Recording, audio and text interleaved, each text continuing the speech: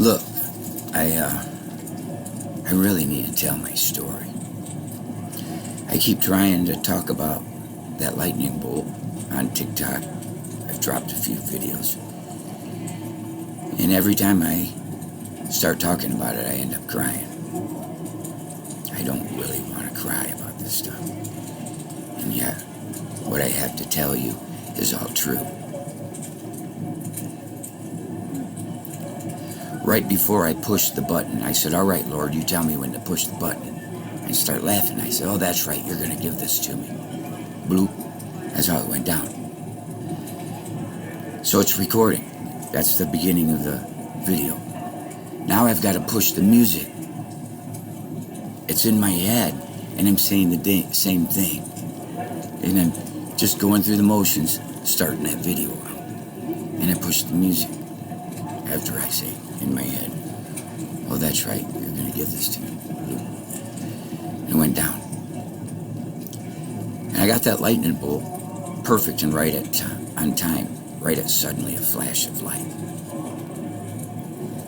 I hadn't been in church in 12 years. I went running back to church with my tail between my legs, and I was going to go to the news and tell them what happened.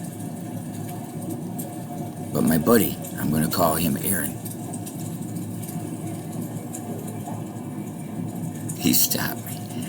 I'm glad he did. I mean, from going to the news with it then.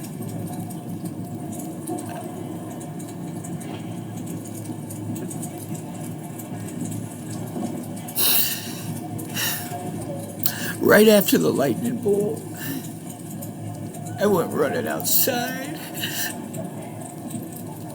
and I threw my hands in the air, and I said, what are you doing with my life?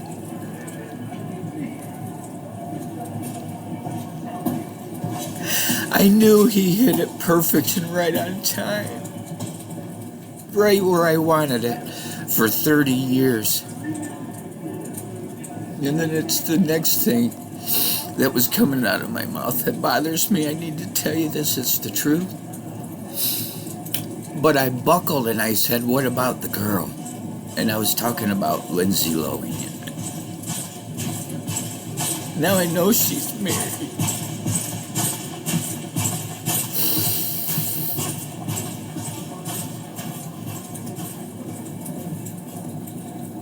I feel like I got robbed. That's what I tell my Lord. I flew to London in 2014 to try to meet Lindsay Lohan. I was in the front row of Speed the Plow for the last 3 shows.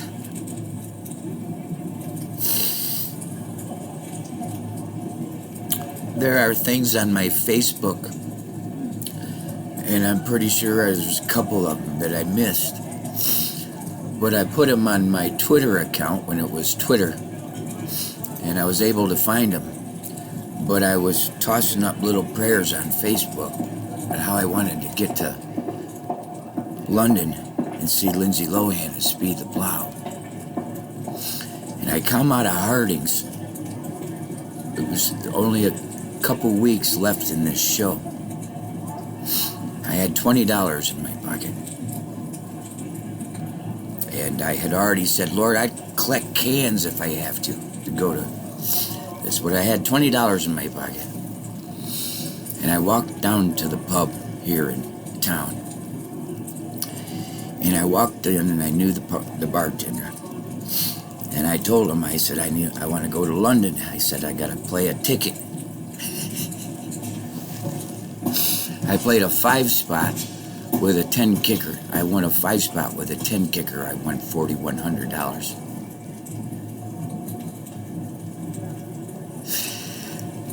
I drove to Detroit, got my passport. I drove to Grand Rapids and got my plane ticket. I drove home and I got ready. I was determined to meet Lindsay Lohan, but I didn't want to break any boundaries. In other words, I didn't want to jump on the stage and get my ass arrested. I had too much to lose. But I wanted to meet her.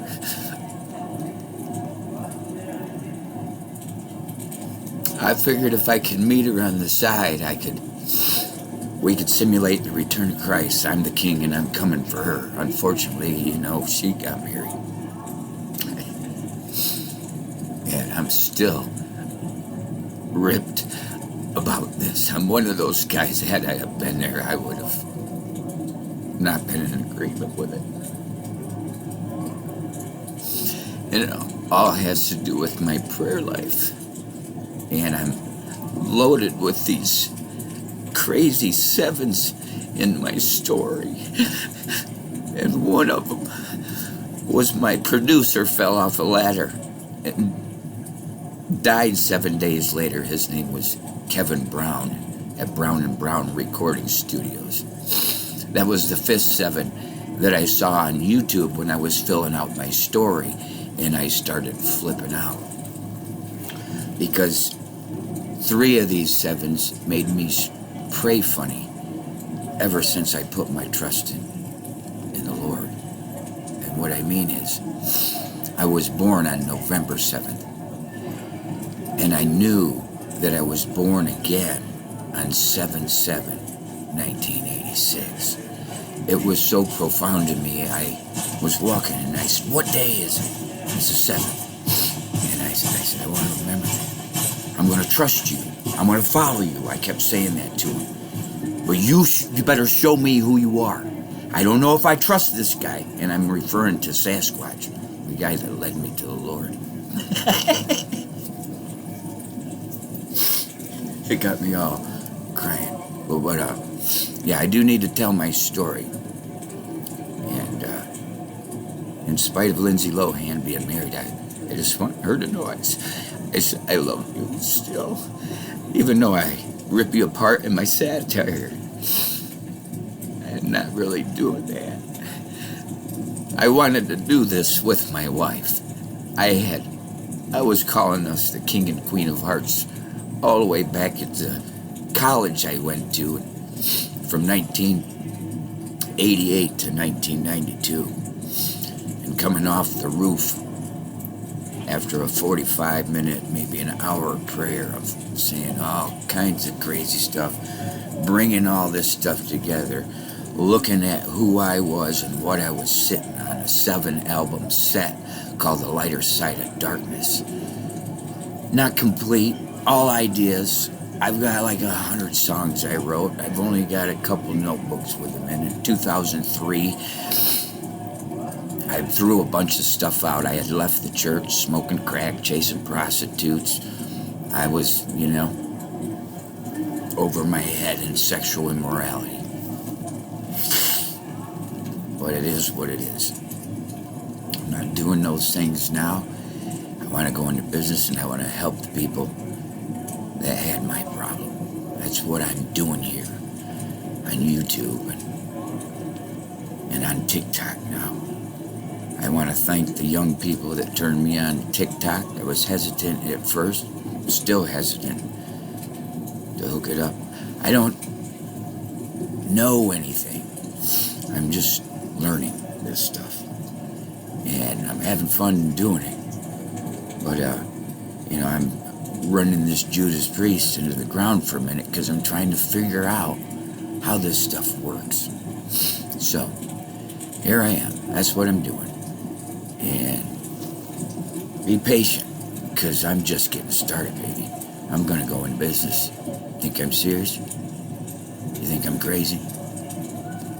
I think anybody who doesn't take me serious is crazy. Here comes the doubt, baby. Lovey-dovey love. I am Melchizedek for such a time as this, and I am. Not kidding. Get ready. Be ready. And you stay ready. We're not just saying that anymore.